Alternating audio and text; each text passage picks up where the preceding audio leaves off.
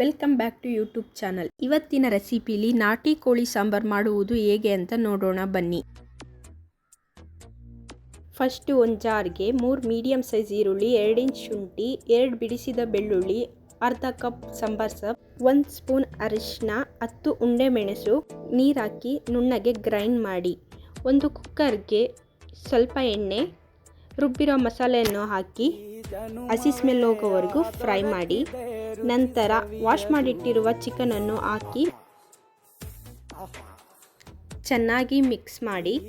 ನಂತರ ರುಚಿಗೆ ತಕ್ಕಷ್ಟು ಉಪ್ಪು ಹಾಕಿ 1 ಲೋಟ, ಚಿಕ್ಕ ಲೋಟದಲ್ಲಿ 1 ಲೋಟ ನೀರು ಹಾಕಿ ಕುಕ್ಕರ್ ಕ್ಯಾಪ್ ಹಾಕಿ 2 ವಿಷಲ್ ಹಾಕಿಸಿ. ತಣ್ಣಗಾದ ನಂತರ ಚಿಕನನ್ನು ಇನ್ನೊಂದು ಪಾತ್ರೆಗೆ ಡಂಪ್ ಮಾಡಿ ಕುದಿಯಲು ಬಿಡಿ.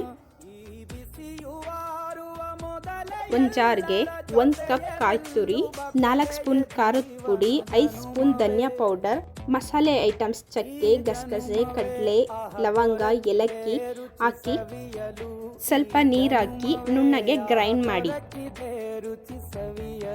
ಗ್ರೈಂಡ್ ಮಾಡಿರುವ ಮಸಾಲೆಯನ್ನು ಚಿಕನ್ಗೆ ಹಾಕಿ ಕುದಿಯಲು ಬಿಡಿ.